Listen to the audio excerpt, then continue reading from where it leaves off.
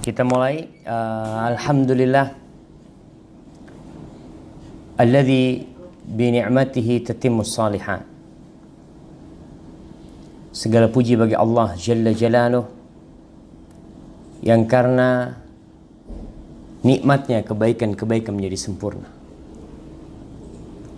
yang karena rahmatnya niat-niat baik hamba dapat terlaksana. Allahumma salli wa sallim wa zid wa barik wa an'im ala sayyidina wa maulana Muhammadin wa ala alihi wa ashabihi ajma'in. Ya Allah, semoga salawatmu, salam, berkah dan nikmatmu senantiasa kau curahkan untuk hamba kekasihmu, untuk baginda Nabi kita Muhammad sallallahu alaihi wasallam, dan untuk keluarga beliau, untuk istri-istri beliau, untuk putra-putri beliau, dan untuk seluruh sahabat Nabi. Semoga Allah meridhai kita bersama mereka. Amma ba'd. Hibati fillah, pada pagi hari ini tanggal 22 Rabiul Akhir 1439 Hijriah, kita masih diperkenankan oleh Allah untuk mengaji, untuk menambah ilmu kita, untuk menyegarkan keimanan kita.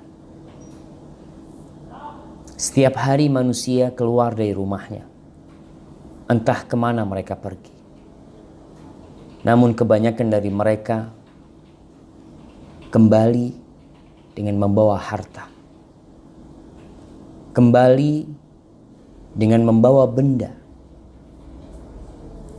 Namun Allah Jalla Jalaluh memilih kita di antara mereka untuk kembali ke rumah kita membawa cahaya yang menerangi diri kita, hati kita, rumah kita, keluarga kita, dan mengangkat derajat kita.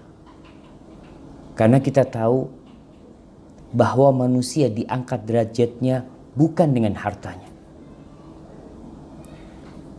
bukan dengan rumahnya yang mewah, bukan dengan kendaraannya yang bertambah. Tapi Allah mengatakan, yarfa'illahu alladhina amanu minkum walladzina utul ilma darajat. Allah Jalla Jalaluh mengangkat derajat orang-orang yang beriman di antara kalian, dan orang-orang yang diberi ilmu beberapa derajat. Subhanallah. Maka tatkala kau beriman dan bertambah harta, dan kau beriman dan bertambah ilmu, maka ada perbedaan antara yang bertambah dengan hartanya. Yang mana seorang yang bertambah hartanya semakin sibuk bagaimana menghitung hartanya, bagaimana menyimpan hartanya. Tapi seorang yang bertambah ilmunya, dia semakin sibuk untuk mengamalkannya dan mendekatkan diri kepada Allah Jalla Jalaluh. Hari ini kita akan membahas tentang satu penyakit hati, satu penyakit jantung yang menimpa banyak manusia. Bahkan salah satu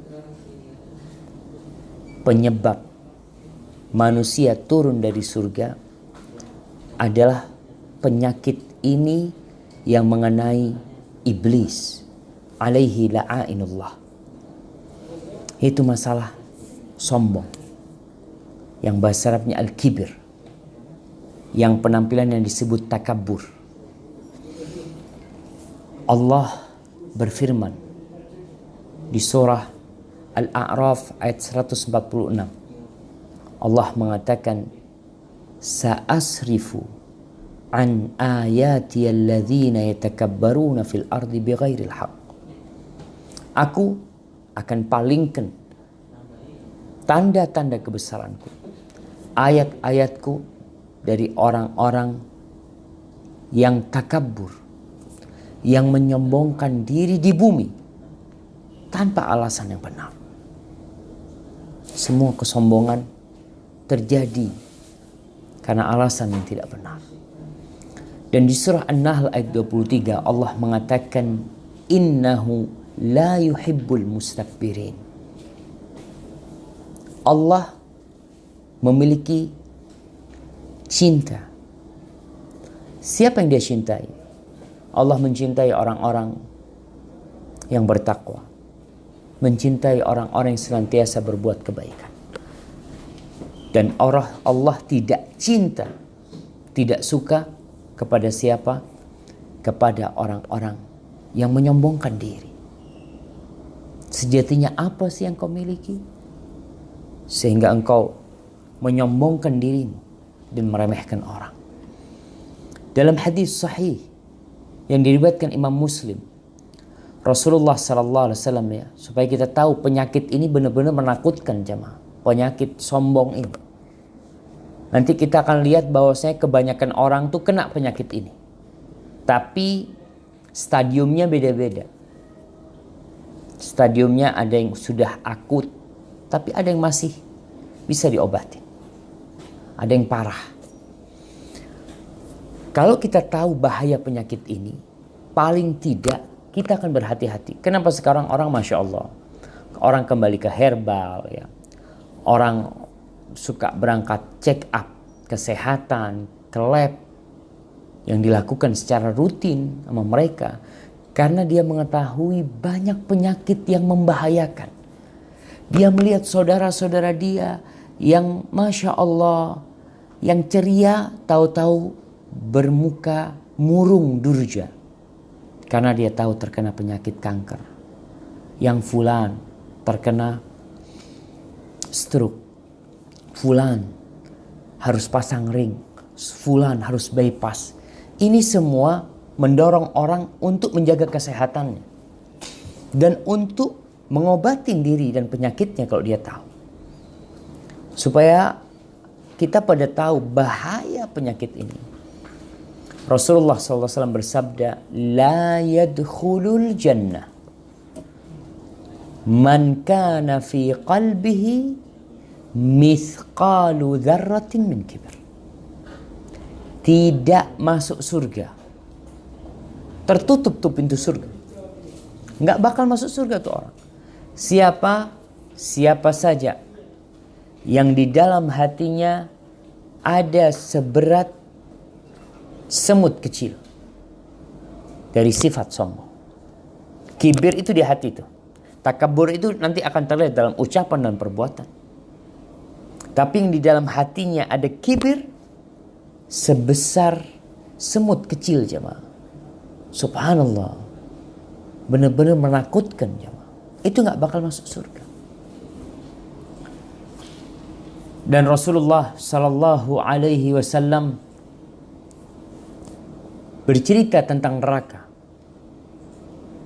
Dalam hadis yang diriwayatkan Imam Bukhari dan Muslim, bahwa neraka itu mengatakan, Uthirtu bil mutakabbirin. Aku memang diperuntukkan. Untuk siapa? Untuk orang-orang yang sombong. Untuk orang-orang yang takabbur. Untuk orang-orang yang merasa besar. Menolak kebenaran. Meremehkan orang. Itu neraka. Diperuntukkan bagi mereka. Sedangkan surga diperuntukkan orang-orang fakir. Orang-orang yang tawadhu. Orang-orang yang merendahkan diri, yang mudah menerima kebenaran dan mengamalkannya. Dan juga dalam hadis riwayat Bukhari Muslim, Rasulullah SAW menggambarkan buat kita tentang kelak bagaimana orang-orang yang sombong di dunia, yang terlihat dari kelakuannya, yang nampak dari penampilannya, yang terdeteksi dari ujaran-ujarannya. Rasulullah SAW mengatakan, yuhsyarul jabbarun wal mutakabbirun yaumal qiyamati fi surati dzar yata'uhumun nas lihawanihim 'ala Allah azza wa jalla. Na'udzubillah min dzalik. para pemimpin-pemimpin, para penguasa-penguasa yang jahat, yang zalim, yang menindas, dan orang-orang yang sombong pada hari kiamat, mereka akan dihimpun, dikumpulkan nanti, semua akan dibangkitkan dari kuburnya. Mereka berjalan mengikuti seorang yang ditugaskan untuk mengumpulkan mereka. Semua dari berbagai penjuru dunia. Semua dari tempat pekuburannya. Itu dikumpulkan mereka. Dan semuanya dihimpun sesuai dengan amal perbuatan. Bagaimana dengan orang-orang yang sombong? Mereka akan dihimpun pada hari itu. Dikumpulkan pada hari itu. Dalam wujud dzar. Besarnya sebesar semut. Semut yang kecil. Yata'uhumun nas. Mereka diinjak-injak oleh manusia. Mereka diinjak-injak oleh manusia. Bayangkan. Dan orang nggak ada urusan menginjak-injak mereka.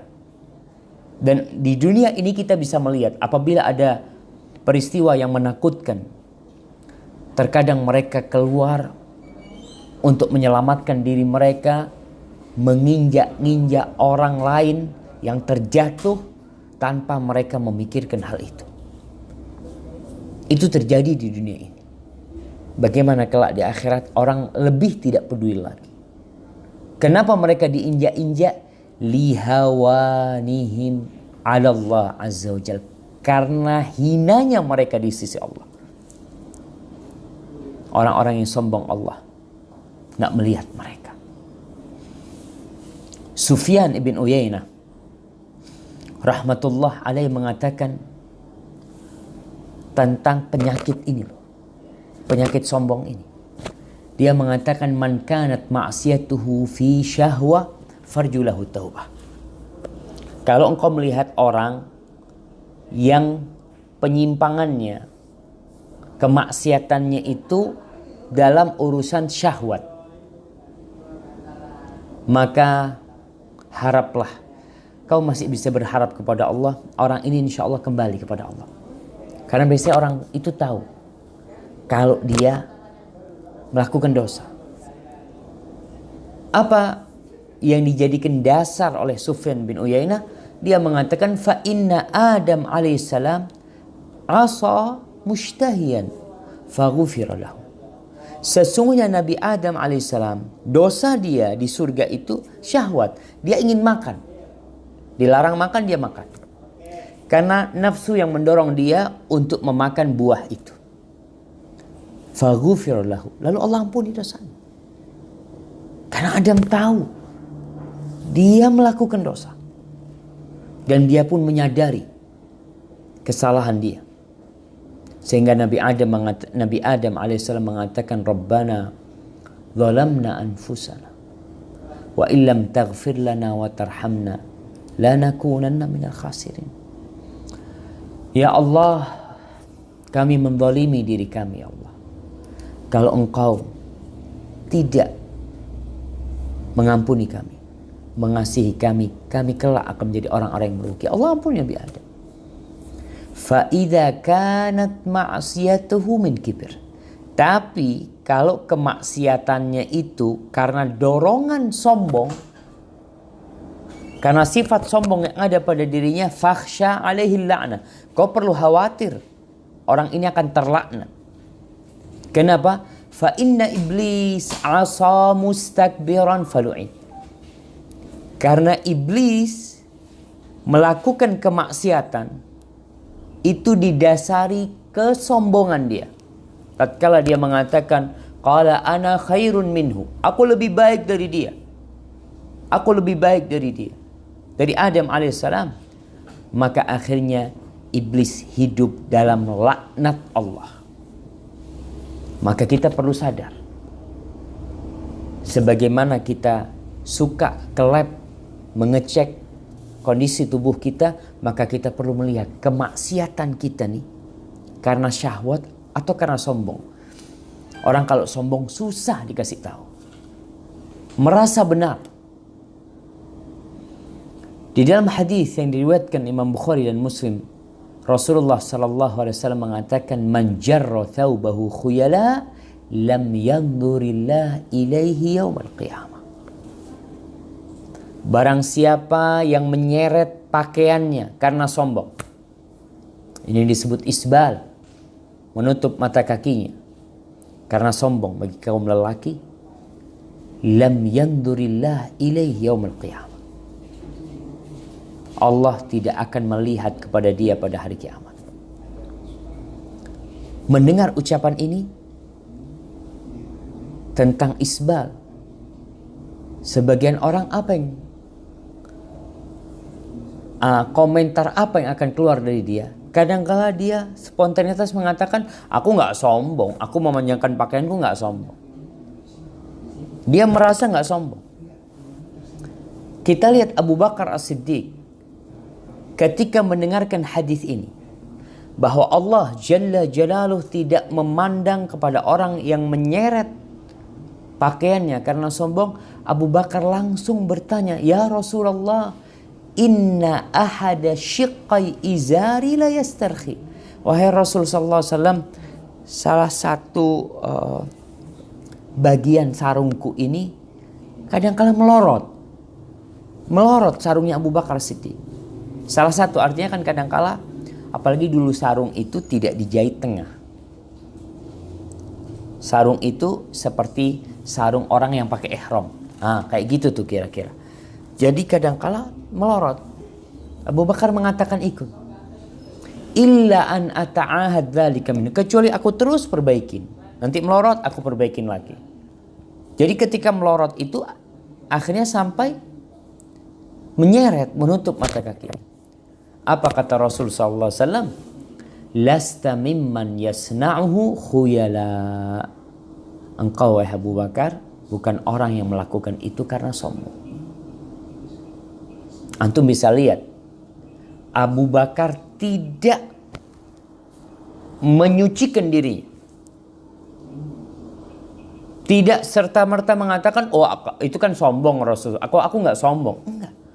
Abu Bakar takut, maka dia melaporkan kepada Rasul SAW. Jangan sampai dia termasuk melakukan itu karena kesombongan. Jamaah rahimakumullah, ketahuilah bahwa al-kibir, sombong ini adalah akhlak, adalah sifat, adalah karakter batin. Dari sana akan muncul perbuatan-perbuatan yang itu buah sifat sombong. Maka akan nampak di wajahnya, mungkin dia berjalan dengan mendongak,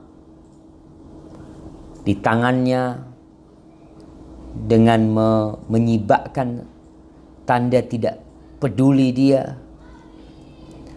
Dan akhlak ini, apa sebenarnya sombong itu? Memandang dirinya lebih besar dari orang lain. Memandang dirinya lebih sempurna daripada orang lain. Merasa kalau dia itu lebih baik daripada orang lain. Jadi ada pihak kedua. Di sini para ulama menjelaskan ya. Ibnu Qudamah menjelaskan bahwasanya ada perbedaan antara sombong dan ujub. Ujub itu berbangga diri. Itu bukan sombong. Kenapa? Karena ujub itu orang melihat dirinya lebih baik aja. Dia sudah melihat dirinya itu paling baik. Ada orang, nggak ada orang, dia terkagum-kagum dengan dirinya sendiri. Maka ini yang disebut ujub. Ujub dengan perbuatannya. Adapun sombong, dia memposisikan dirinya di atas dibandingkan orang lain. Bahkan dikatakan orang-orang yang sombong ini melihat kepada orang-orang awam, orang-orang yang di bawah dia seakan-akan himar, keledai saja mereka itu. Na'udzubillah min dzalik jamaah. Ada yang menganggap orang lain sapi umpamanya. menganggap orang lain binatang ternak, hanya dia sendiri yang manusia. Ini penyakit yang dahsyat dan membinasakan. Orang-orang khusus pun terkadang binasa gara-gara kesombongan. Ibnu Qudamah menjelaskan sedikit ya, dari orang yang ahli ibadah, orang yang zuhud, orang yang alim yang selamat dari sifat sombong ini. Jamaah rahimakumullah, sombong ini menjadi penghalang seorang dari masuk surga. Kenapa? Karena sombong itu menghalangi manusia dari akhlaknya orang-orang yang beriman. Kok bisa seperti itu? Orang yang sombong ini, dia tidak akan bisa mencintai orang lain seperti mencintai dirinya sendiri. Gimana dia bisa melakukan hal itu? Rasulullah SAW mengatakan, wallahi la yu'min, demi Allah tidak beriman. Au la yu'minu ahadukum hatta yuhibba li akhihi ma yuhibbu li nafsihi. Tidak beriman seorang di antara kalian sampai dia mencintai saudaranya seperti mencintai dirinya sendiri. Gimana sekarang orang sombong akan mencintai orang lain sedangkan dia menganggap orang lain di bawah dia? Dia tidak akan bisa tawadhu. Orang yang sombong akan hidup berlumuran iri dan dengki serta emosi. Orang yang gampang marah, teriak-teriak, nggak bisa menahan, mengontrol emosinya, tidak bisa menerima kebenaran, meremehkan orang lain, sehingga tidak ada akhlak buruk kecuali orang yang sombong ini membutuhkannya untuk menambah kesombongan dia, untuk menjaga diri dia. Maka segala sifat-sifat buruk itu akan dia beli, dia borong semua gara-gara dia punya sifat sombong. Itu yang terjadi dengan iblis. Gara-gara kesombongan dia melakukan segala tindakan buruk. Dan di antara kesombongan yang paling membahayakan adalah kesombongan yang membuatmu tidak bisa istifadah, tidak bisa menerima ilmu, tidak bisa mengambil faedah. Nggak bisa ngambil faedah, nggak bisa menerima kebenaran, nggak bisa tunduk kepada kebenaran. Dan ini kesombongan yang paling menakutkan. Tatkala ada orang yang menegurmu, menyampaikan kesalahan yang terjadi, mengkritikmu, lalu dirimu tidak bisa menerima hal itu, ini bahaya banget. Antum lihat bagaimana Abu Jahal. Kenapa dia tidak masuk Islam? Apakah dia tidak kenal dengan kejujuran Rasulullah SAW? Tahu banget Abu Bakar Siddiq, tahu banget Abu Jahal. Dia mengetahui Nabi SAW karena Nabi hidup bersama mereka. Dia tahu bahwa Rasulullah SAW tidak pernah berdusta, tidak pernah berbohong. Dia tahu bahwa Nabi SAW bukan penyihir, bukan orang gila. Tahu. Tapi apa yang menyebabkan Abu Jahal tidak masuk Islam? Dia karena sombong. Tadi menolak kebenaran tersebut. Fir'aun, kenapa dia tidak mau tunduk kepada Nabi Musa alaihissalam? Sedangkan Fir'aun sudah mendatangkan penyihir-penyihir. Dan dia tahu, didatangkan penyihir-penyihir yang paling ahli se-Mesir. Fir'aun hadir, orang-orang hadir untuk menyaksikan pertandingan antara Nabi Musa alaihissalam dan penyihir-penyihir.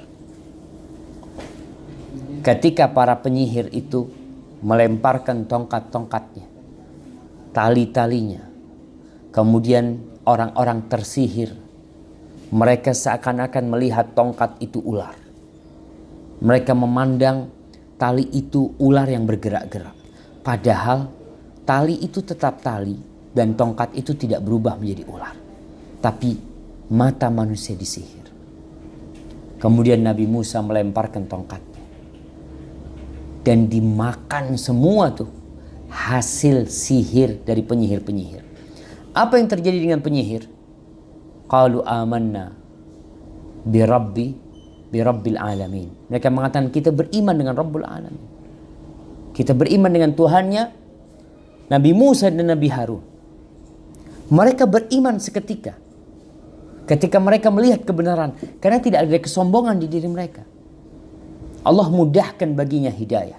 Bagaimana dengan Fir'aun? Padahal dia yang memfasilitasi pertandingan itu. Dan dia tahu bahwasanya tukang sihirnya kalah. Dimakan semua sama tongkatnya Nabi Musa. Fir'aun nggak bisa akhirnya. Allah mengatakan di surat An-Naml ayat 14 ini tentang orang-orang yang menentang kebenaran padahal dia yakin itu kebenaran. Allah mengatakan wajahadu biha wastaiqanatha anfusuhum zulman wa ulwa. Mereka menentangnya padahal jiwa mereka meyakini kalau itu kebenaran. Apa yang menyebabkan mereka menolak dan menentang kebenaran? Zulman wa ulwa. Karena kezaliman dan kesombongan mereka. Maka jamaah, kita perlu melihat. Jangan-jangan banyak kebenaran yang kita tolak karena kita nggak mau. Karena kesombongan. Kita tahu itu benar. Kita tidak ingin dilihat orang kalau kita kalah. Seperti Fir'aun tidak ingin dilihat kalau dia kalah. Padahal tukang sihirnya sudah beriman. Di surah Al-Mu'minun ayat 47 Allah menceritakan tentang dalih yang digunakan oleh orang-orang kafir ketika menentang para nabi. Apa kata mereka? Faqalu anu'minu li basyaraini mithlana. Apakah kita akan beriman dengan dua manusia yang seperti kita? Masa kita beriman sama dia? Dan sampai hari ini masih menjadi dalih bagi orang menolak kebenaran. Dengan mengatakan, antum tahu apa? Anti ngerti apa? Anti sama sama kita. Nggak lebih baik dari kita. Masa kita harus ikutin anti? Mereka mengatakan di surah Ibrahim ayat 10, in antum illa basyarun mithluna. Kalian ini adalah manusia seperti kita. Kenapa kita harus ikutin kalian? Jamaah rahimakumullah. Itulah kesombongan yang paling berbahaya. Ketika seorang tidak bisa mendapatkan faedah dari ilmu yang disampaikan, ustadz menyampaikan dari awal sampai akhir, dia nggak bisa dapat faedah. Kebenaran yang disampaikan ditolak, dia tidak tunduk kepadanya. Oleh karena itu Rasulullah Sallallahu Alaihi Wasallam ketika ada seorang sahabat yang berkata, ya Rasulullah, inna ahadana yuhibbu an yakuna na'luhu hasanan wa libasuhu hasanan. Wahai Rasul SAW, sebagian di antara kita itu suka pakai baju yang bagus, suka pakai sandal yang bagus. Apakah itu nggak masuk sombong Rasul SAW? Ketika orang pakai jam yang mahal, ketika orang pakai mobil yang mewah, pakai jas yang branded, pakai kacamata, yang jangan ditanya harganya. Apakah itu bukan kesombongan? Kata Rasulullah SAW, al-kibru batarul haqqi wa ghamtun nas. Sombong itu adalah menolak kebenaran dan meremehkan orang. Kalau engkau pakai pakaian seperti itu, engkau sekedar ingin bagus, nggak ada masalah. Tapi kalau engkau pakai pakaian seperti itu, aksesoris yang mahal-mahal kau pakai, dan engkau merendahkan orang, ini yang sombong. Itu yang namanya sombong. Jadi antum perlu memeriksa apakah ketika antum memakai kendaraan yang bagus, bagi kendaraan yang tinggi-tinggi, melihat orang di bawah, sambil merendahkan mereka, katakan nih orang-orang jalanan, orang-orang miskin ya, dia merasa dengan kekayaannya sombong, ketika itu antum sombong dengan pakaian indah antum. Jamaah rahimakumullah,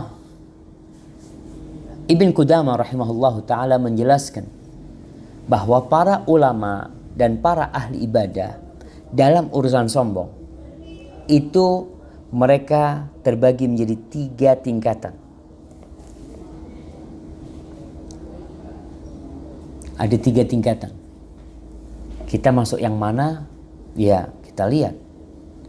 Ini yang tadi ana sampaikan bahwasanya sebagaimana penyakit kanker itu ada stadiumnya, ada level-levelnya, begitu pula penyakit sombong ini.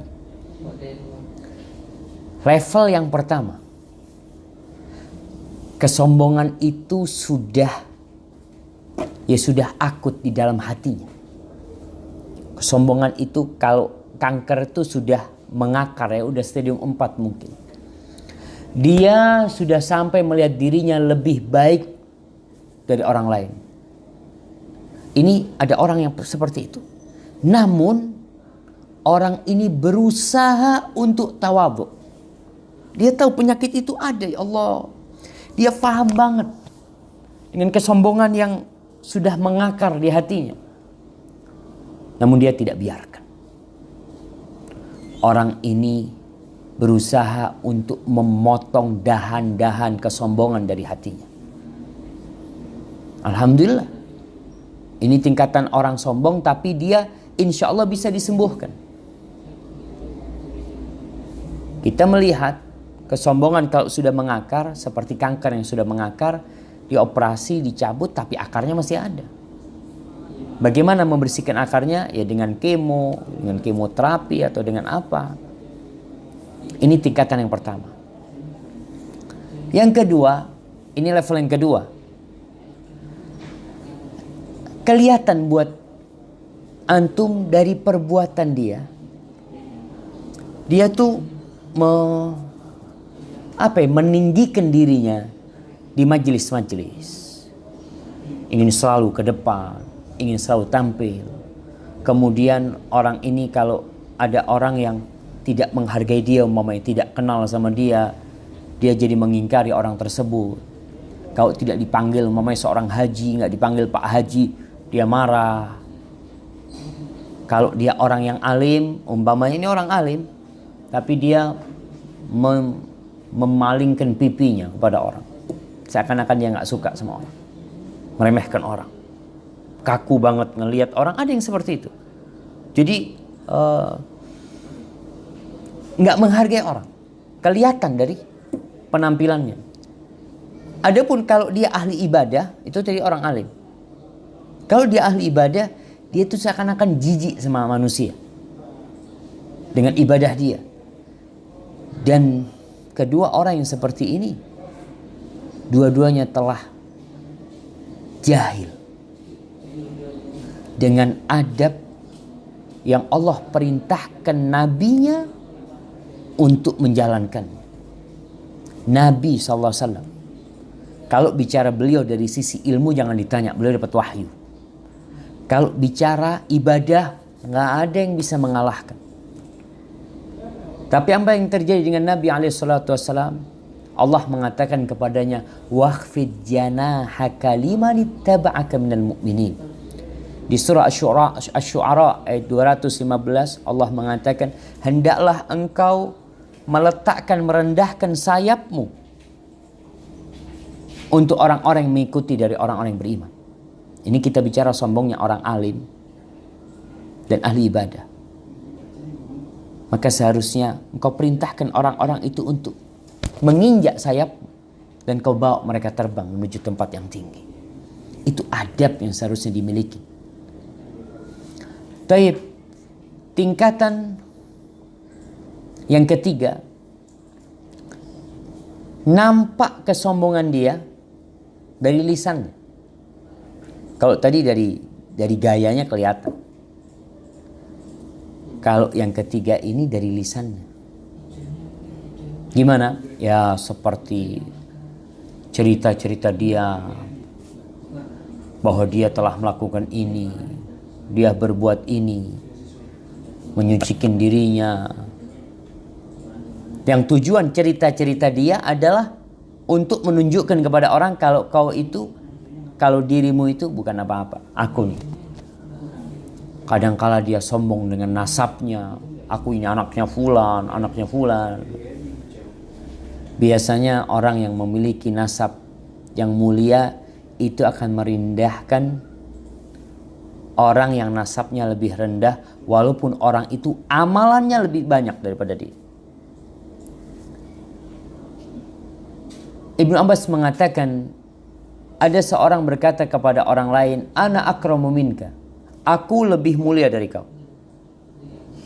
Mungkin ucapan itu di lisan, mungkin di hati dia mengatakan, aku lebih mulia dari dia. Lalu Ibnu Abbas mengatakan, walaisa ahadun akrama min ahadin illa bittaqwa. Ibnu Abbas menjelaskan bahwasanya tidak ada seorang yang lebih mulia dari orang lain kecuali dengan takwa. Selesai. Kita semua dari Adam, dan Adam tercipta dari tanah. Lalu kenapa engkau menyombongkan dirimu? Kenapa antum merasa lebih daripada fulan? Padahal kalau diurut-urut satu. Ini kalau bicara tentang sombong dengan nasab. Begitu pula sombong dengan harta.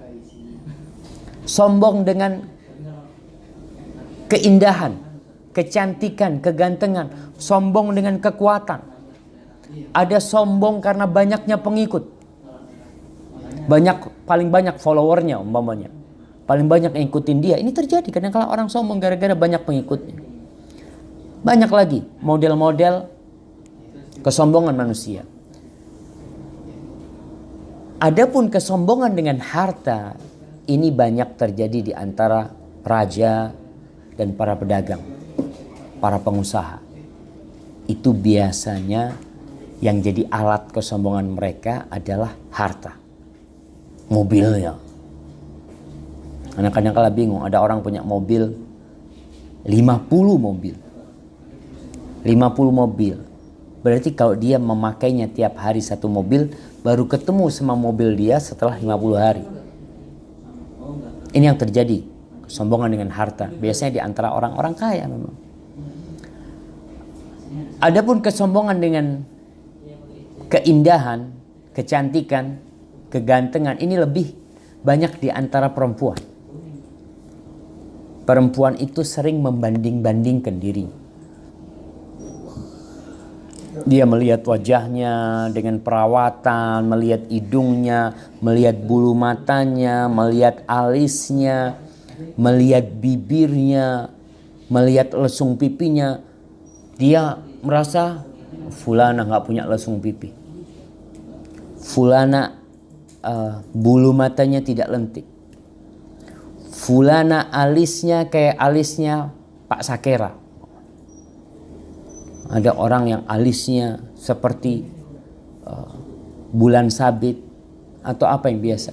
Ini biasa terjadi di antara perempuan yang menyebabkan dia merendahkan orang lain, mencela orang lain, plus ghibah. Biasanya kayak gitu. Orang ghibah ini bisa dilihat lah. Orang-orang ghibah biasanya dia itu merasa lebih baik dari orang itu. Sehingga dia ghibahin tuh orang. Ana ahsan minhu, ana khairun minhu. Akhirnya seperti ucapan iblis nanti. Menyebutkan kekurangan-kekurangan dia. Karena apa? Karena dia merasa lebih baik daripada tuh orang. Maka hati-hati, babnya ini. Di tadi yang kita sebutkan bahwasanya kesombongan ini melahirkan akhlak-akhlak buruk yang lainnya. Mau nggak mau akan ikut dengan kesombongan dia itu sendiri. Adapun kesombongan dengan follower. Kalau sekarang kan follower bisa ngelihat dari medsosnya. Follower bisa dilihat dari kajiannya, Masya Allah. Yang hadir sampai kehujanan. Yang hadir sampai nggak dapat tempat. Ya iya nggak dapat tempat lah. Orang masjidnya kecil. Mungkin. Coba masjidnya besar. masjidnya seperti Masjidil Haram umpamanya, ya kelihatan sedikit, tapi ini terjadi. Ada orang yang sombong karena banyaknya pengikutnya. Ini biasa terjadi di antara siapa? Di antara para raja. Dengan mengatakan, "Syuf, masaku." Atau pejabat-pejabat, atau apalagi kalau model sekarang calon-calon gubernur yang sekarang lagi ramai sedang mencari pengikut yang lebih banyak. Kemudian dia tatkala ada sensus, bukan sensus, apa istilahnya? Dari badan statistik mungkin saya menyebutkan, oh suaranya fulan lebih banyak, pendukung fulan lebih banyak, ini itu.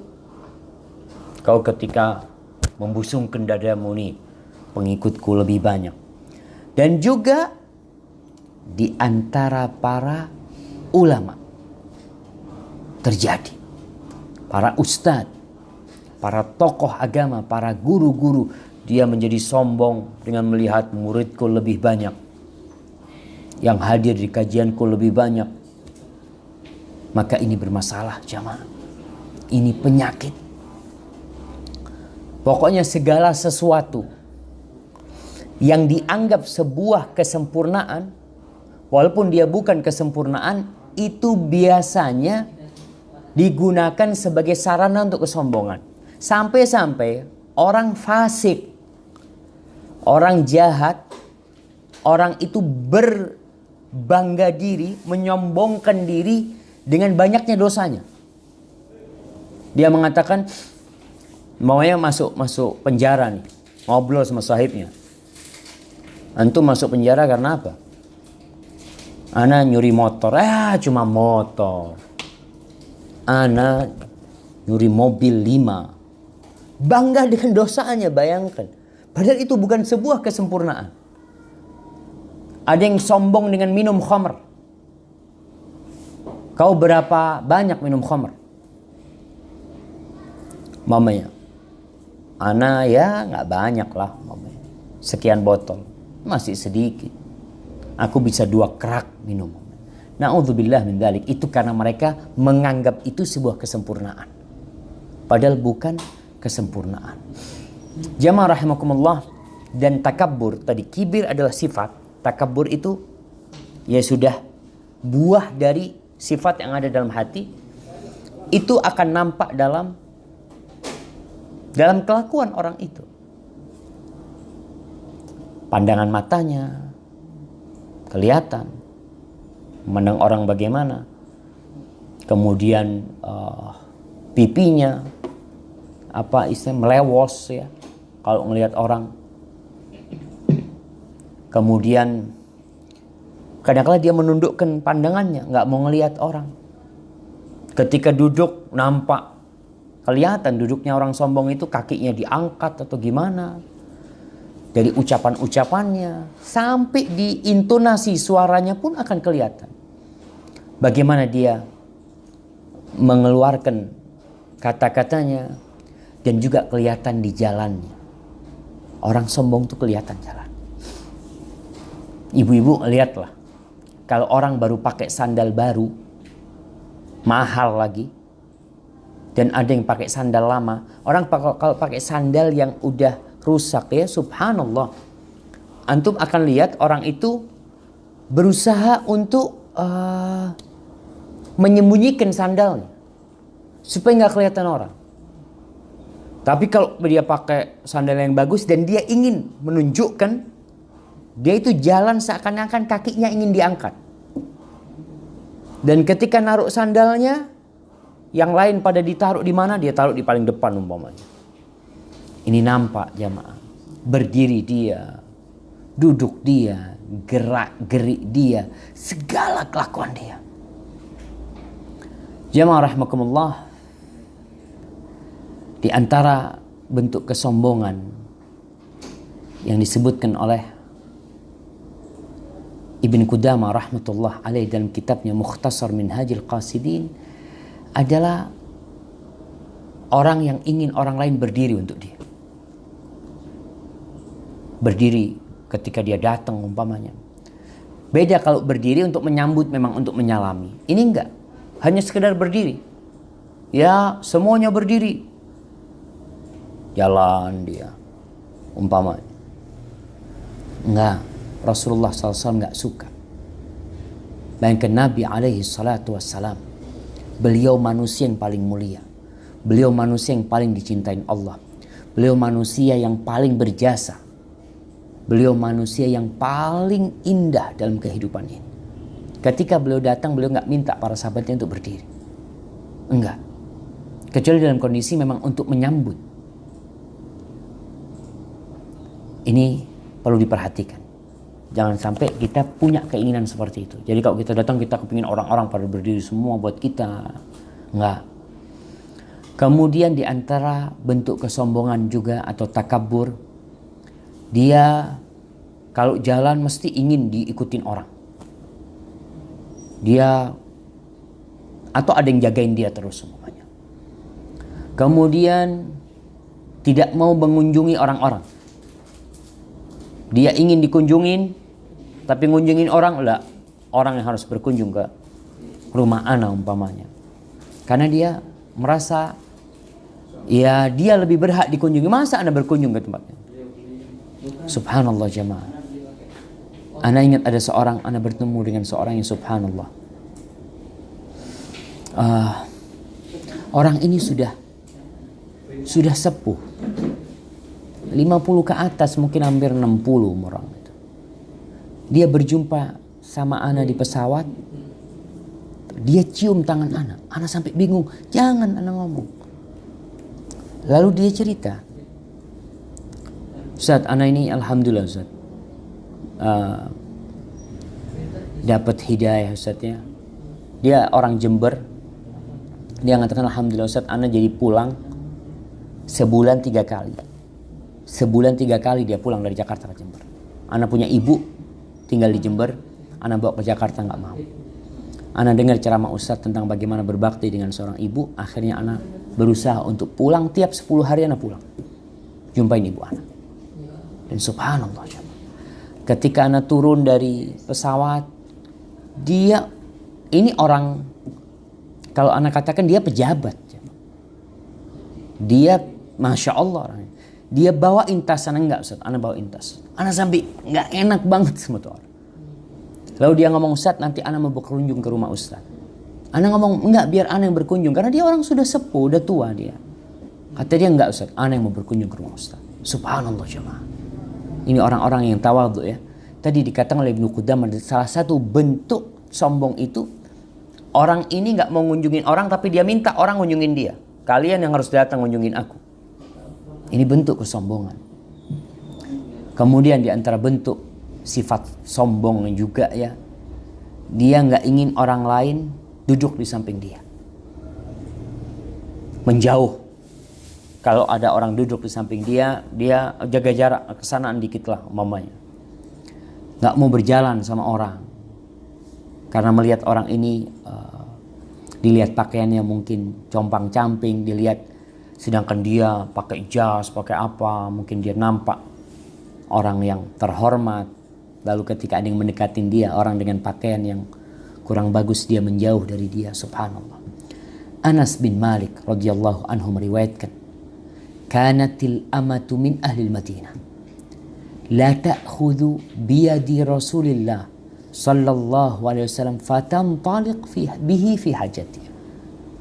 Itu ada budak perempuan di masa Nabi SAW yang dia ambil tangannya Nabi SAW ya.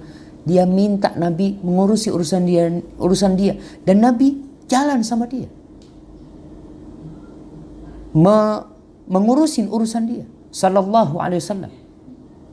Beliau tidak memandang ini orang budak atau gimana. Bahkan ketika subhanallah, Allahumma ighfir lana dzunubana. Di Masjid Nabawi itu ada wanita hitam yang biasa bersih-bersih masjid. Ketika meninggal dunia, para sahabat memandang wanita ini ya biasa aja, nggak perlulah kita bangunin Nabi karena meninggalnya di malam hari.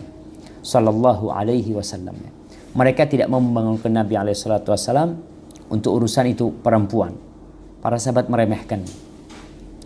Setelah dapat beberapa hari Nabi tanya, mana perempuan yang biasa bersih-bersih di masjid? Matat ya Rasulullah. Meninggal ya Rasulullah. Nabi mengatakan kepada mereka, halla adzantumunani. Kenapa kalian nggak ngasih tahu aku? Kenapa kalian nggak ngasih tahu aku? Padahal dia seorang budak biasa gitu. Marbot masjid lah kalau sekarang. Yang dipandang oleh orang kerjaan yang remeh oleh mereka. Rasulullah SAW mengatakan, halla adzantumunani. Kenapa kalian tidak ngasih tahu aku? Dulluni ala qabriha. Tunjukkan aku di mana kuburnya. Beliau datang ke kuburannya dan mensolati wanita itu di atas kuburannya. Ini tawadhu. Ibn Wahab menceritakan, jalastu ila Abdul Aziz bin Abi Rawat. Suatu hari aku duduk bersama Abdul Aziz bin Abi Rawat, salah seorang alim ulama. Wa inna fakhidi la tamassu fakhidahu. Aku karena duduk itu dekat, artinya dia berdekatan duduk sama Abdul Aziz ibn Wahab ini sampai pahanya nempel ke pahanya. Karena duduknya berdekatan. Fanahaitu nafsi anhu. Akhirnya aku karena nggak enak ya sama dia, aku jauhkan diriku dari dia sedikit. Fa akhadha thiyabi fajarrani ilaihi. Ditarik bajuku sama Abdul Aziz. Ditarik ke dia lalu dia mengatakan, lima taf'aluna bi ma taf'aluna bil jababirah. Kenapa kalian memperlakukan aku seperti perlakuan kalian kepada penguasa-penguasa yang zalim, yang menindas? Wa inni la a'rifu minkum rajulan syarran minni. Lihat tawaduknya Abdul Aziz mengatakan, dan aku benar-benar tidak mengetahui ada seorang di antara kalian yang lebih buruk daripada aku. Tidak perlu kau seperti itu. Subhanallah jamaah. Ini bentuk tawaduk seorang. Dan di antara sifat sombong itu disebutkan adalah orang yang tidak mau melakukan sesuatu dengan tangannya. Nggak mau bantu istrinya. Dia seakan-akan mungkin sandalnya dia nggak mau pegang sendiri. Barang-barang dia selalu harus dibawakan.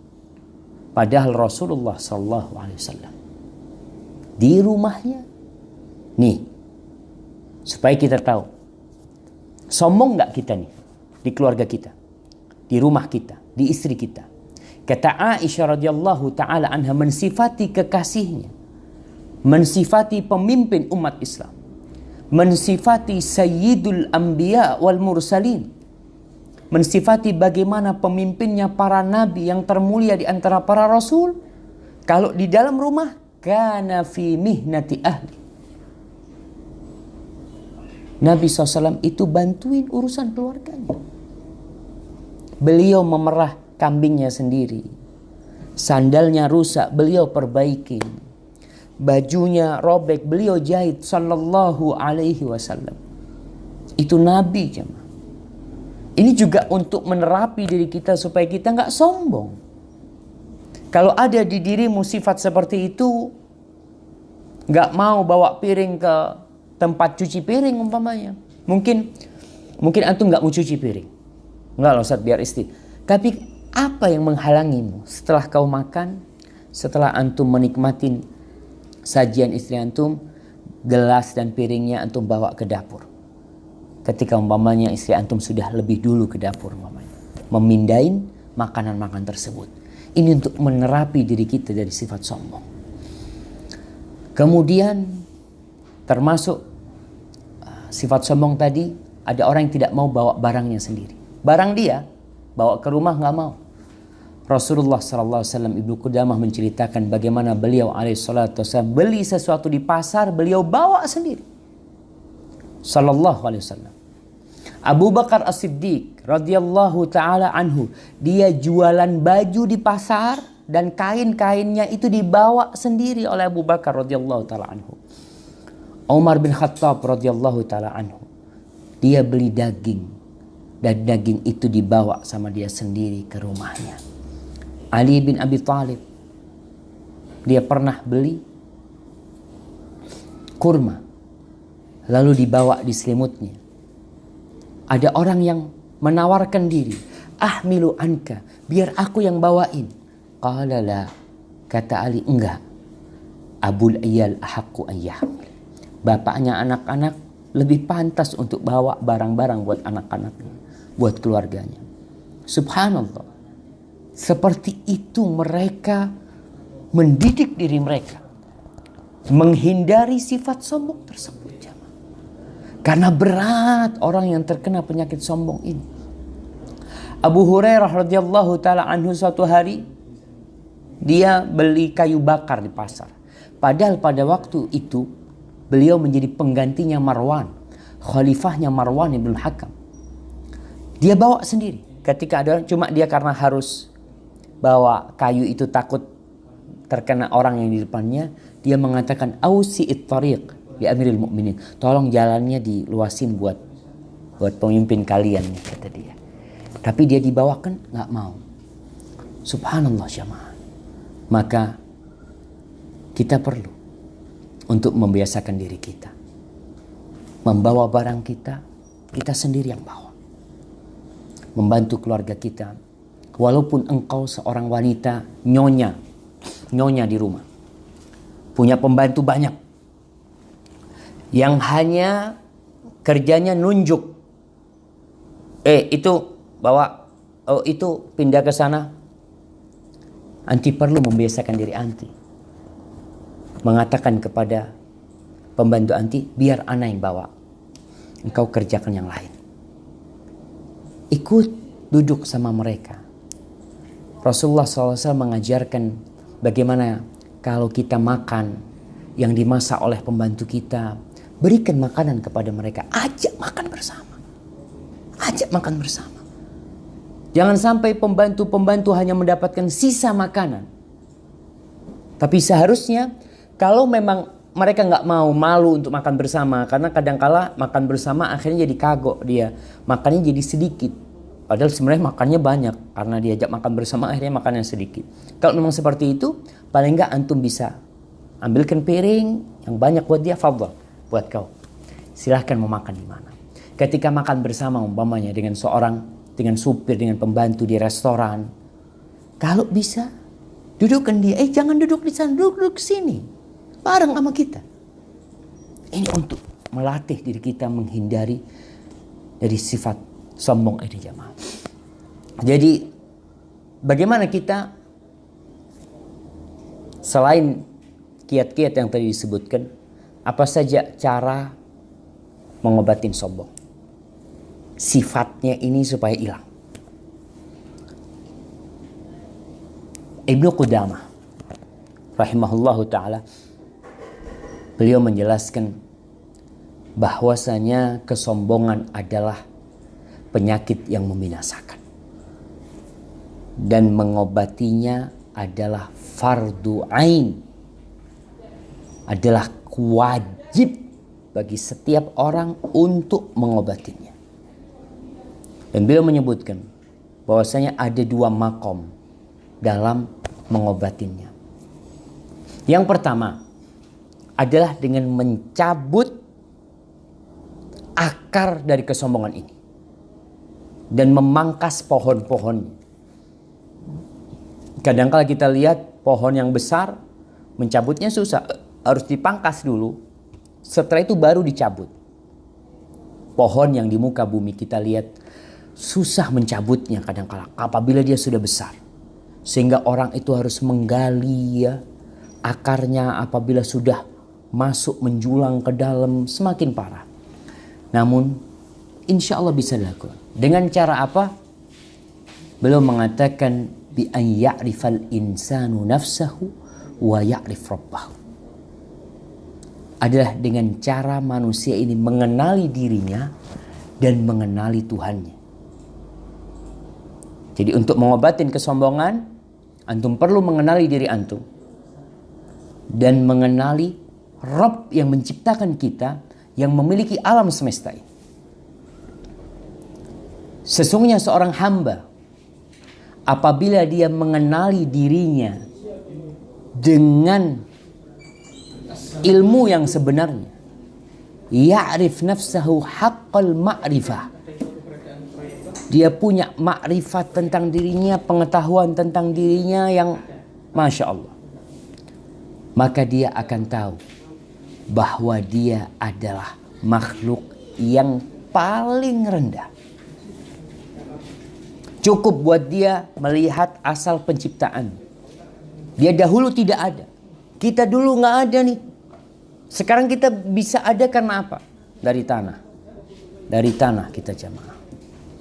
Kemudian dari air mani yang keluar dari tempatnya kencing. Kemudian jadi darah. Kemudian jadi daging. Kemudian mulai diingat. Setelah sebelumnya adalah benda. Benda sebelumnya. Yang tidak bisa mendengar. Tidak bisa melihat.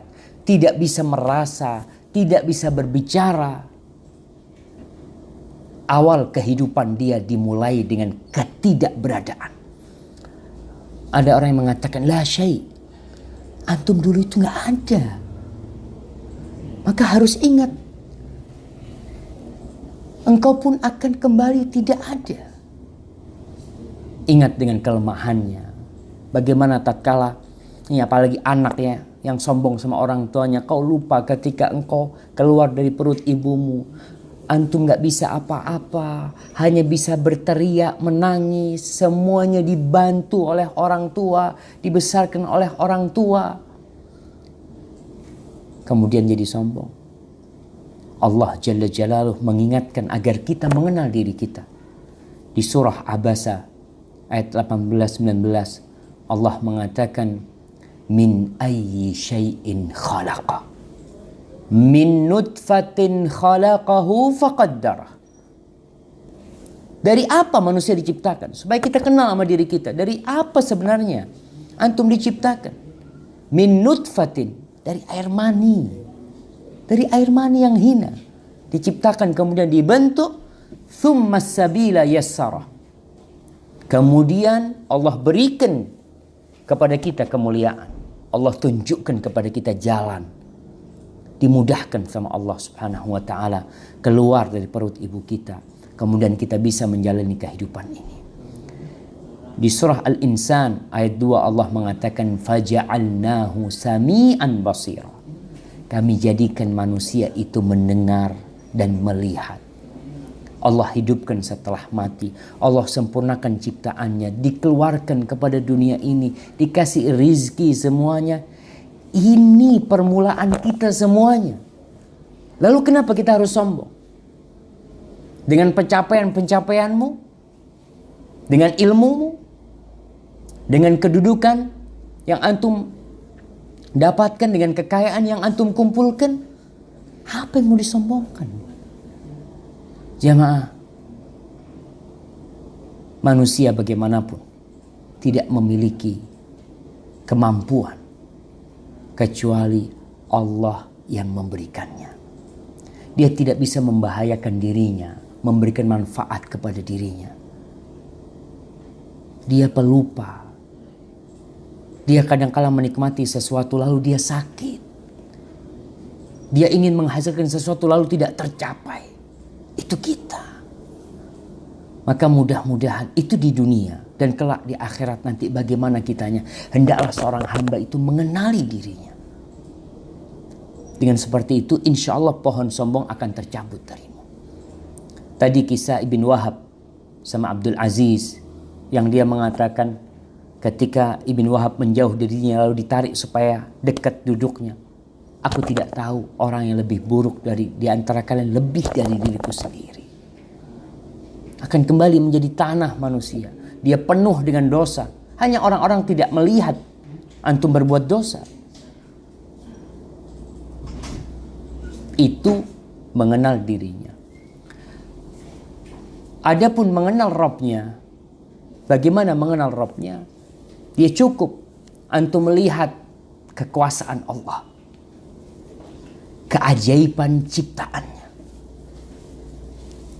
Sehingga antum merasa, ya Allah, antum kalau melihat banjir bandang datang, satu kampung habis, antum melihat bahwasanya Allah bisa membuat rumah antum hancur juga. Melihat gunung meletus, melihat Allah mengirim angin topan yang kencang yang menghancurkan sebuah negeri, melihat pesawat yang hancur, pesawat yang jatuh, kapal-kapal yang tenggelam. Tak kala melihat itu, antum tahu bahwasanya Allah ala kulli syai'in qadir. Allah yang pantas sombong, Allah yang pantas membanggakan dirinya. Oleh karena itu Allah mengatakan, al-kibriya'u izari wal 'azamatu ridai faman naza'ani fi ahadihima qadhaftuhu finnar. Antum mengetahui bahwasanya itu pakaian Allah, itu selendang Allah. Yang mau pakai kesombongan jadi pakaian dia, dari selendang dia, Allah akan lemparkan ke dalam api neraka. Dan itu yang pertama, makom yang pertama, dengan kita mengenal Allah, mengenal dirinya, itu ilmu. Adapun dalam amal prakteknya, ya berusaha untuk melakukan apa yang dilakukan oleh orang-orang yang tawadhu. Apa yang dilakukan orang tawadhu? Tadi kita sebutkan model-model kesombongan seperti apa, ketawaduan seperti apa. Ya berusaha antum untuk melakukan seperti mereka. Di rumah, yang mungkin punya sifat sombong, suka marah-marah sama pembantunya, emosi sama pembantunya, berusaha untuk membantu mereka. Ketika turun dari mobil umpamanya, kebanyakan kita kan panggil fulan, turunkan barang dari mobil. Nah, antum punya kuasa, tapi sekali-kali antum panggil fulan, bantuin ana ya, nurunkan barang ke mobil. Antum sekarang bahasanya minta bantuan sama dia, tidak perintah lagi. Itu amal supaya kita bisa tawadhu. Itu makom yang pertama. Adapun makom yang kedua, ya perlu melihat apa yang menyebabkan kita sombong. Jadi sekarang penyakitnya lebih detail lagi nih. Kita ngobatin penyakitnya. Kalau kesombongan itu karena nasab, maka di sini kita perlu tahu bahwasanya nggak pantas kita menyombongkan perbuatan orang lain. Bapakku, kakekku. Dan dia harus tahu bahwa kakeknya sudah menjadi tanah yang sudah meninggal. Bahwa bapaknya juga tercipta dari air mani. Sehingga dia tidak jadi sombong. Kalau yang menyebabkan kesombongan dia itu adalah kecantikannya atau ketampanannya, maka hendaklah dia melihat kepada batin dia seperti orang-orang yang berakal. Jangan memandang kepada luarnya aja, zahirnya aja, seperti binatang ternak. Ingat bahwasanya innallaha la yanzuru ila suwarikum. Allah Jalla Jalla tidak memandang kepada penampilan kalian, tidak memandang kepada wajah kalian. Wa innama yanzuru ila qulubikum wa a'malikum. Allah memandang kepada hati dan amal. Itu yang dipandang oleh Allah Jalla Jalla. Apabila kesombonganmu itu karena kekuatan, merasa kuat, merasa gagah perkasa, perutnya six pack, mungkin Masya Allah badannya udah jangan ditanya, maka ingat bahwa engkau adalah makhluk yang lemah. Kalau sakit sedikit berkeringat, minta tolong sana sini. Ketika demam badannya dia nggak bisa berbuat apa-apa. Andai kata ada duri yang masuk ke kakinya, kadangkala dia meminta bantuan orang lain supaya dikeluarkan karena dia sendiri tidak bisa. Andai kata ada binatang yang masuk ke telinganya, apa yang dilakukan? Dengan kekuatan dia, dia membutuhkan pertolongan orang lain. Datang ke dokter, dokternya kurus, Masya Allah. Diperiksa, dikeluarkan, itu binatang dari telinganya. Supaya antum tahu, gak sombong dengan kekuatan antum. Kalau yang menyebabkan antum sombong itu kekayaan, maka antum coba lihat orang-orang Yahudi. Ternyata banyak yang lebih kaya dari antum. Maka buat apa engkau membanggakan sesuatu yang dimiliki oleh orang-orang Yahudi? Oleh orang-orang kafir yang memiliki Masya Allah kekayaan yang luar biasa. Kekayaan yang bisa dicuri oleh pencuri kapan dia mau. Kekayaan yang bisa Allah musnahkan kapan Allah mau. Dan orangnya akan menjadi orang yang rendah. Allah bisa jadikan antum bangkrut. Bisa semua itu. Lalu kenapa harus sombong dengan harta itu? Dan barang siapa yang sombong karena ilmu. Karena ilmu yang dia miliki. Karena kecerdasan yang Allah berikan kepada dia. Karena hafalan Qur'annya, karena hafalan hadisnya, karena kepiawaian dia menyampaikan dia sombong. Maka ketahuilah bahwa orang yang berilmu semakin berat bagi dia menghadapi Allah nantinya. Karena hujjah Allah sudah ditegakkan kepadamu. Kau harus menanti sesuatu yang bakal mengancammu. Karena sekali lagi, orang yang alim tidak sama dengan orang yang jahil. Kemudian seharusnya orang-orang yang mengenal Allah malah jadi tawadhu. Allah cinta kepada orang-orang yang tawadhu. Yang terakhir, ada seorang yang memberikan nasihat kepada orang-orang yang hendak sombong. Tawadhu takun kan najmi laha linadhirin ala safahatil ma wa huwa rafi' wa la takun kad dukhan ya'lu bi nafsihi ala tabaqati al-ma'i ala tabaqatil jawi wa huwa wadhi'. Tawadhu'lah, bertawadhu, berendah dirilah kau. Engkau akan menjadi seperti bintang di langit yang tinggi sana. Tapi bintang itu kelihatan di mana? Kelihatan di air.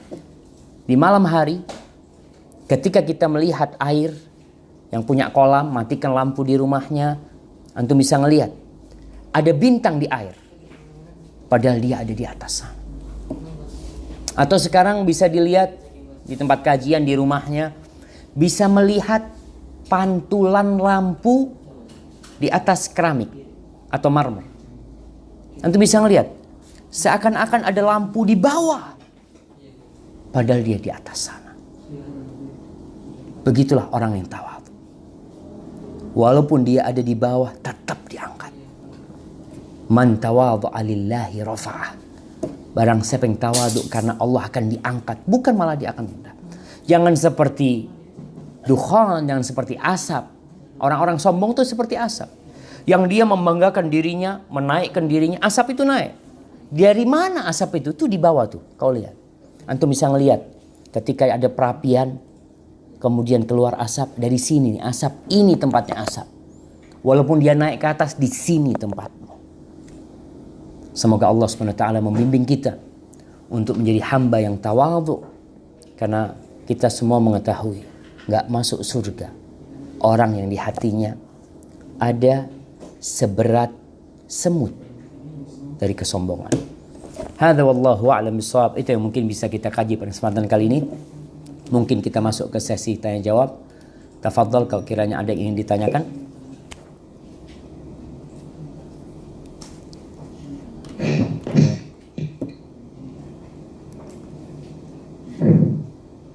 Assalamualaikum Ustaz. Waalaikumsalam warahmatullahi wabarakatuh. Apakah teman yang sombong itu termasuk teman yang buruk Ustaz? Dan apakah kesombongan itu akan terutama tadi yang masalah ilmu ya Ustaz ya, apakah itu akan menghapus amal ilmu itu sendiri Ustaz? Iya. Subhanallah, ini ada dua pertanyaan. Yang pertama tentang apakah teman yang sombong teman yang buruk? Ya jelaslah.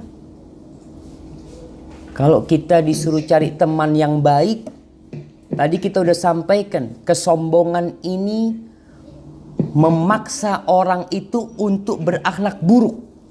Semua keburukan dia ambil gara-gara kesombongan dia. Dia akan iri, dia akan dengki, dia akan menolak kebenaran, dia akan mencaci, dia akan memaki karena kesombongan yang ada pada diri. Jadi ini termasuk sumber keburukan. Kalau punya teman yang sombong, jangan sampai kita. Kecuali kita sedang memperbaiki teman kita yang sombong. Enggak Ustaz, ana memang lagi dekat sama dia dengan harapan dia bisa berubah. Bukan anti yang berubah. Jadi ikut sombong nantinya. Karena kan teman baik dan teman buruk mempengaruhi. Adapun berkaitan apakah kesombongan itu akan menggugurkan amalannya. Ilmu yang dimiliki orang yang berilmu mamanya. Nggak masuk surga jemaah. Orang yang di hatinya ada kesombongan. Kemudian kalau bicara tentang amalan dia. Bagaimana dengan amalan dia Ustaz? Apakah akan gugur? Itu bukan ujub tadi. Tapi bisa jadi nanti mungkin kita akan kasih pembahasan tentang masalah ujub ya. Karena ujub ini akan menggugurkan amal. Ketika dia merasa bangga dengan amalannya, ini aku yang mengamalkan, aku bisa seperti ini karena aku adalah orang-orang yang baik, itu bisa gugur semua amalannya. Jadi kalau ujub itu kebanggaan dia dengan dirinya sendiri tanpa ada orang lain. Kalau sombong kan ada lawannya gitu. Kiranya seperti itu. Hadza wallahu a'lam bissawab. Nah. Titipan lagi Ustaz, menyambung pertanyaan tadi. Apakah cukup dengan kita tahu bahwa itu salah ya sifat sombong? Apakah cukup dengan kita beristighfar Ustaz sehingga amal tadi supaya bisa diterima Ustaz? Barakallahu fiik. Iya, bagaimana yang kita udah punya sifat sombong, kita harus diobatin. Tadi ucapan Ibnu Qudamah mengatakan wa ilajuhu fardun ain, dan ngobatin sombong itu fardu ain. Berkaitan dengan kesombongan kita perlu istighfar ya Allah. Tatkala penyakit itu datang, kita beristighfar kepada Allah, kita berdoa semoga dijauhkan dari sifat-sifat buruk. Minta kepada Allah, Allahumma ati nafsi taqwaha wa zakkiha anta khairu man zakkaha anta waliyuha wa maulaha. Segala doa-doa untuk memperbaiki akhlak kita minta sama Allah. Kemudian jangan dibiarin. Artinya perlu diobatin. Diobatinnya dengan cara tadi. Kita berusaha mengenali diri kita sendiri ya. Siapa ana? Pernah ada orang subhanallah jamaah yang lagi jalan tawaf kalau nggak salah, keinjek. Ini seorang pemimpin, seorang penguasa. Keinjek bajunya. Lalu orang ini noleh. Marah sama orang yang menginjek bajunya. Dengan mengatakan, ama ta'rifuni? Kau nggak tahu sama aku? Dengan membanggakan dirinya. Antum nggak tahu sama ana? Kata dia, ana tahu. Kata dia. Siapa ana? Kata dia. Antum adalah orang yang awal diciptakan dari air mani yang terpancarkan. Dan nanti akan mati menjadi bangkai dimakan sama tanah. Dan dalam hidup antum membawa kotoran di perutnya. Itu kau. Apa kata orang ini? Nah, al-an araftani. Kalau gitu kau kenal sama aku. Subhanallah jamaah. Memang itulah manusia. Jadi kalau tadi dikatakan apakah cukup dengan istighfar, kita terus istighfar, kita terus taubat, lalu kita memperbaiki diri kita. Kalau kesombongan itu membuat kita mencaci maki orang, maka kita perlu datang kepada dia. Sombongan karena nasab. Ingat kisah Abu Dzar radhiyallahu taala anhu yang pernah dia mencela Bilal bin Rabah karena mencelanya dengan ibunya. Rasulullah SAW marah kepada Bilal, kepada Abu Dzar mengatakan innaka mru'un fika jahiliyah, engkau orang yang ada sifat jahiliyah di dirimu, ada karakter jahiliyah di dirimu. Akhirnya Abu Dzar datang menjumpai Bilal, meminta kepada Bilal untuk menginjak kakinya. Abu Dzar ini meletakkan pipinya di tanah, lalu meminta Abu Dzar untuk menginjak kakinya. Seperti itu jemaah. Artinya ada tergantung bentuk kesombongan kita itu sampai seperti apa. Apa hanya perasaan atau sudah kelihatan dalam gerak-gerik kita dari perilaku kita sehingga sesuai dengan perbuatan itu kita perlu meminta maaf kepada orang yang kita cela umpamanya. Atau kalau tidak itu hanya ada di hati ana Ustaz ya, maka perlu dengan berdoa supaya dibersihkan hatinya sama Allah SWT. Hadza wallahu a'lam bissawab. Na'am. Assalamualaikum Ustaz. Waalaikumsalam warahmatullah. Ini Ana mau bertanya tapi ada titipan dulu Ustaz. Siap. Apakah perbedaan orang yang sombong dengan ria? Ya. Terus yang kedua, poin penting untuk menghindari perasaan sombong dalam hal yang kecil itu apa? Nah, poin penting untuk menghindari perasaan sombong dalam hal yang kecil itu apa? Dalam hal yang kecil seperti apa? Iya, contohnya Ustaz. Nah, contohnya seperti apa? Iya, justru ini pertanyaan Ustaz. Nah, iya berkaitan dengan yang pertama tadi. Apa yang pertama? Sampai lupa aja mah. Perbedaan antara sombong dengan ria. Nah, soalnya ana mikir jawaban yang kedua itu apa gitu loh. Akhirnya yang pertama jadi lupa. Nah, jadi pertanyaan pertama tadi mengenai apa perbedaan sombong dengan ria, beda banget kan. Kalau sombong itu menolak kebenaran dan meremehkan orang. Kalau ria ingin dipuji orang. Dia tidak meremehkan orang itu. Bahkan bisa jadi orang ini orang yang hina sebenarnya di masyarakat, tapi dia kepingin ria, kepingin dilihat sama orang itu. Itu perbedaan antara sombong sama ria.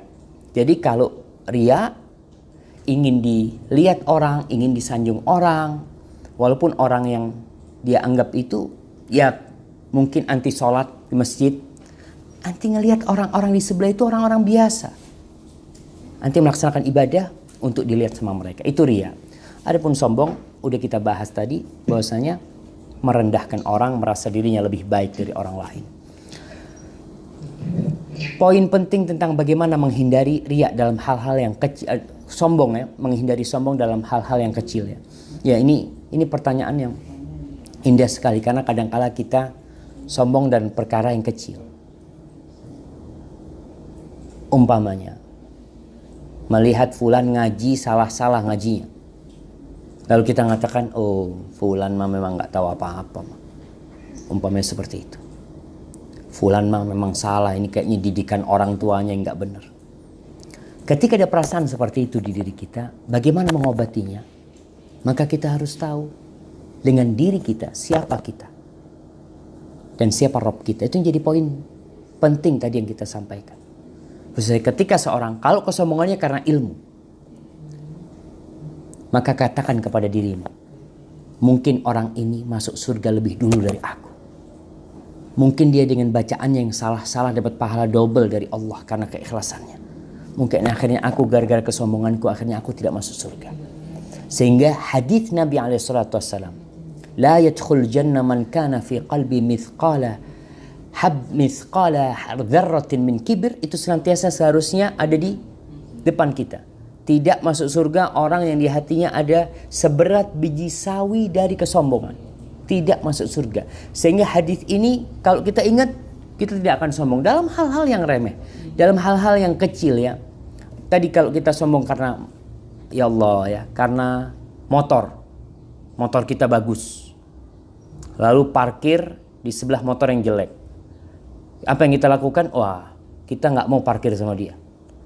Kita cari parkir sama motor-motor yang bagus pula umpamanya. Ya kita berusaha untuk ya sudahlah sama mereka dan kembali. Bagaimana anti mengenali diri anti? Bisa jadi yang punya motor yang jelek ini mungkin lebih dicintain Allah.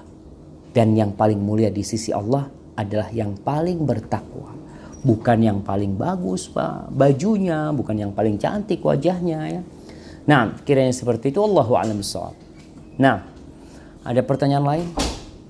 Masih banyak nih Ustaz. Masya Allah. Tafadhal. Kalau orang menuntut kesempurnaan itu termasuk salah satu sifat sombong nggak Ustaz? Menuntut kesempurnaan dari sisi apa? Perfeksionis orangnya gitu Ustaz. Apakah termasuk dikategorikan dia termasuk orang yang sombong? Iya, kalau perfeksionis maksudnya dia selalu ingin tampil bagus ya, selalu ingin tampil indah, dia ingin rambutnya bagus, dia ingin sandalnya bagus. Kalau maksud perfeksionis dari sisi itu ya, itu insya Allah nggak ada masalah selama dia tidak merendahkan orang, tidak menganggap dirinya lebih baik dari orang lain. Tapi bisa kasih contoh model perfeksionis yang Ya, seperti contohnya kalau dalam satu tim gitu Ustaz. Karena dia merasa kalau dalam tim itu mungkin ada orang-orang lain itu yang kerjanya tidak sempurna. Makanya dia kalau di dalam tim itu dia merasa kurang sempurna. Dia merasa kalau dia sendiri kalau dia bisa mengerjakan sesuatu itu nanti akan sempurna gitu Ustaz. itu bermasalah kalau dia memandang yang lainnya lebih rendah dari dia. Dia sudah merendahkan orang lain. Ini yang jadi sombong nantinya. Perkara dia itu ingin menyempurnakan pekerjaan dia, itu dianjurkan sekali. Innallaha yuhibbu idza amila ahadukum amalan ayyutqinahu. Sesungguhnya Allah itu suka kalau kalian mengamalkan sesuatu untuk menyempurnakannya. Itu Allah suka. Tapi jangan sampai akhirnya mendorongmu untuk meremehkan orang lain, merasa paling baik sendiri. Ini yang jadi sombong nantinya. Hadza wallahu a'lam bissawab. Nah.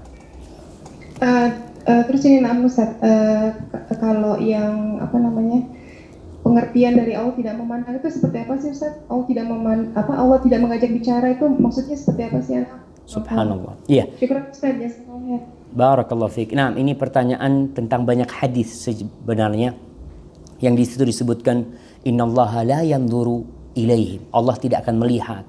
Wala yukallimuhum. Allah tidak akan berbicara sama dia. Wala yuzakkihim. Allah tidak akan menyucikan dia. Apa maksudnya Allah tidak akan memandang, Allah tidak akan berbicara sama dia? Jamaah rahimakumullah. Ada manusia-manusia yang Allah sangat benci sama mereka.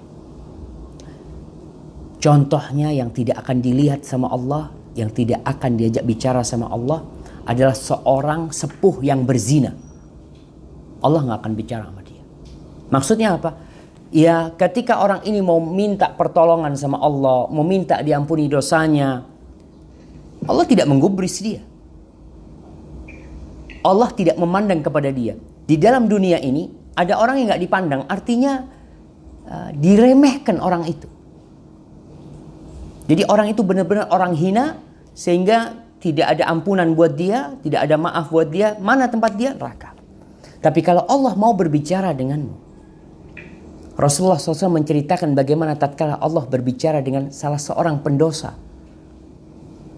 Pendosa nih melakukan dosa, Allah ajak bicara dia, Allah tunjukkan dosa-dosa dia, lalu orang ini ketakutan. Artinya tatkala dia diajak bicara sama Allah, dia bisa minta sama Allah. Tatkala Allah memandang dia, dia bisa meminta simpati Allah buat dia dan kasih sayangnya. Tapi kalau nggak dilihat, nggak diajak bicara, maka azab yang pedih. Wala yuzakim, nggak akan dibersihkan dosa-dosa. Jadi maksudnya seperti itu, benar-benar tidak dipandang sama Allah, tidak diajak bicara pada hari kiamat nanti di padang mahsyar, ketika orang pada persidangan jamaah. Semuanya ketika itu mengharapkan kasih sayang Allah, mengharapkan ampunan Allah. Hadza wallahu a'lam bissawab. Jamaah. Assalamualaikum Ustaz. Waalaikumsalam warahmatullahi. Masih ada? Ada satu. Nah, tafadhali. Gini Ustaz, bagaimana cara kita menghadapi pemimpin yang sombong sehingga menzalimi? Kebetulan ini sedang kami hadapi setingkat RW sih Pak Ustaz. Nah, jadi, bagaimana cara kami untuk merespon atau menghadapi beliau? Siap, barakallahu fiik. Ana rasa ini jadi pertanyaan terakhir jamaah. Kita akan lanjutkan pada acara lain tentang pertanyaan-pertanyaan yang berkaitan dengan bab ini. Bagaimana menghadapi pemimpin, atasan yang zalim, yang sombong? Bagaimana sikap kita? Allah mengatakan kepada nabinya, idfa billati hiya ahsan. Ini prinsip yang harus kita pegang dalam menghadapi siapa saja yang berlaku jahat sama kita, yang berbuat zalim sama kita. Kata Allah, balaslah dengan yang lebih baik. فَإِذَا الَّذِي بَيْنَكَ وَبَيْنَهُ عَدَاوَةٌ كَأَنَّهُ وَلِيٌّ حَمِيمٌ. Yang permusuhan terjadi antara kita sama dia itu bisa jadi hilang, berubah jadi persahabatan yang indah. Jadi menghadapi pemimpin yang zalim, menghadapi atasan yang kasar, yang sombong umpamanya, kita berusaha untuk menghadapi dengan cara yang baik. Bahkan Allah mengatakan kepada Nabi, khudhil afwa wa'mur bil urfi. Udah, kau jadikan maaf itu sebagai modal. Ada orang melakukan kesalahan, kau kasih maaf. Wa'mur bil urfi, suruh kepada kebaikan. Artinya tetap kita berusaha memperbaiki. Namun salah satu caranya tadi, kita kalau udah baik sama nih orang ini membolimi, orang ini mencaci, kita kasih senyum, kita berikan kepada dia hadiah, kita berikan kepada dia, kita kirim makanan kepada dia. Insya Allah kalau masih ada kebaikan di diri orang itu, lama-kelamaan dia akan baik. Hadza wallahu a'lam bishawab. Sambil didoain tuh. Dan biasanya pemimpin itu sesuai dengan tingkah laku rakyatnya. Maka kita perlu memperbaiki diri kita. Kenapa kok aku dapat pemimpin kayak gini ya? Yang sana dapat pemimpin baik-baik, yang aku kok kasar gini. Mungkin kita punya salah sama Allah, kita perlu memperbaiki diri. Hadza wallahu a'lam bishawab ya. Itu mungkin yang bisa kita kaji pada kesempatan kali ini. Semoga bermanfaat buat kita semua, mendorong kita untuk bisa tawadhu, menghargai orang lain, tidak membanggakan dirinya, tidak merasa lebih baik, dan ingat, inna akramakum indallahi atqakum. Yang paling mulia di antara kalian adalah yang paling bertakwa kepada Allah. Sampai berjumpa kembali. Wassalamualaikum warahmatullahi wabarakatuh.